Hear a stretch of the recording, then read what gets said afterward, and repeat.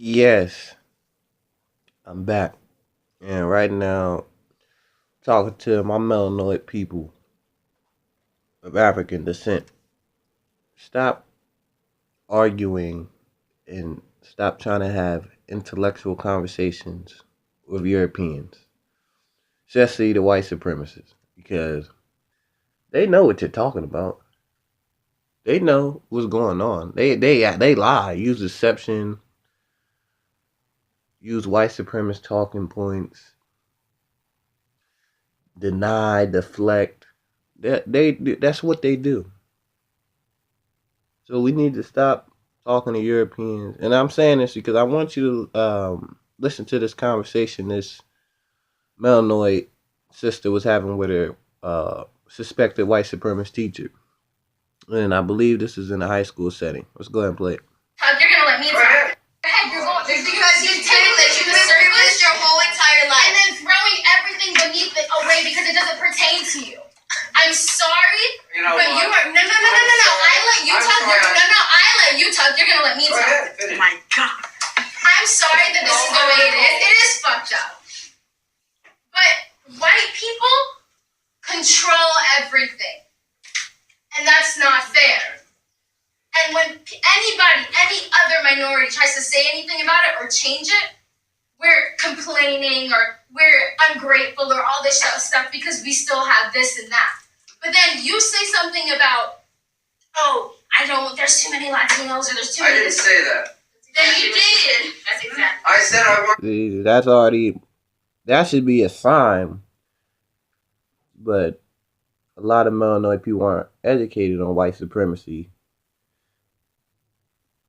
But that should be a red flag right there in your brain. Talking about that, it's too many immigrants in this country. That when you hear white people saying that, you should already suspect that they're white supremacists.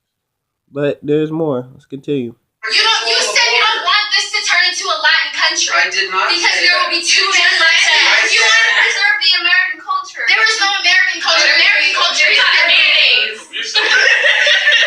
And because you are white and you are so close-minded, you refuse to accept that. You refuse to accept. Don't tell me I'm close-minded. Everything you said to me is Just close-minded. because I don't agree with you doesn't mean you I'm don't need to agree. close-minded. I've had conversations with people that don't agree with me, but if they at least listen and try to accept, you're not accepting the truth. Why do I have to accept what you think is right? You need to accept the Why? truth, not what I think is right. What's actually happening.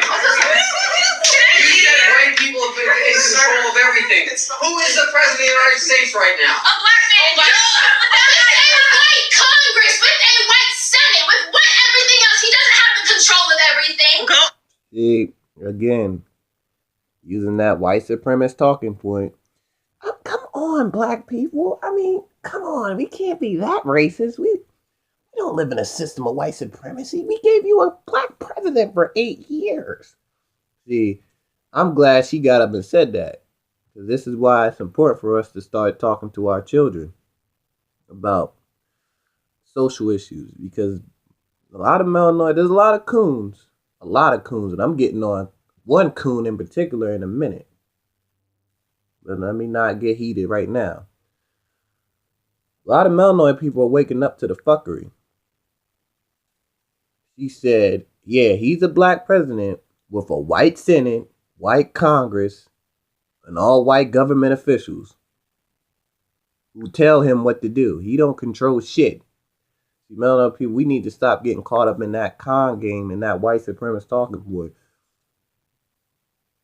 Because y'all gave us one bougie, moist, mulatto Negro for 8 years who didn't do shit for us. So it's not like Obama just came in, swept through, and gave us 40 acres in a mule or some shit in reparation. They ain't do shit for melanoid people of African descent. So I'm glad she said that. See, that's a white supremacist talking point. It's like that one fuckboy who tried to come in my comments a couple months ago saying that shit. Like, oh, come on, you're delusional. This ain't no system of white supremacy. Your president is black. Who don't? Yeah, well, white supremacists will give you a black president as long as we can control Congress, foreign and local policies, in the military, oh yeah, well we'll give you a Negro, a token Negro who don't control shit, just like we did on the plantation. There was always a slave that they called Leroy. Because Leroy, I believe it's French for king. I might be wrong about the French. I know it definitely means it's not an Americanized name. They got that name from a different country. It means something. But they used to call their masters special slave, so to speak, favorite slave. They used to call him Leroy. Hey, Leroy, that's the king right there. Used to dress him up all nice and decent. Maybe give him a whip and let him sit on a horse and be an overseer. But he's still controlled by massa in the plantation and white supremacy. He's still controlled by massa.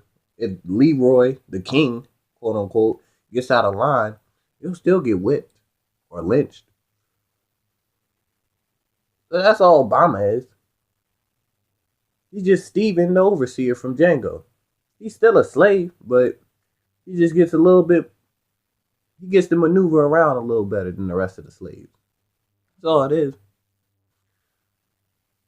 But I just thought I'd show y'all the game. We need to stop talking to Europeans about our issues, unless they get it. Now, if it's a Sean King, yeah, I fuck with that European. I follow him on my social media because he speaks up and challenges white supremacy. But we also need to be careful of giving pats on the back to quote unquote honorary good white people, because we tried to do that with Tim Wise. We thought he was a honorary good European until that false propaganda of Nate Parker came out. And he showed us how much of a white supremacist he was, talking about Nate Parker the rapist and all this fuckery, even though he was acquitted by an all-white jury who decided to not practice white supremacy. Shout out to them. But yeah, I just thought I'd give y'all the game on that.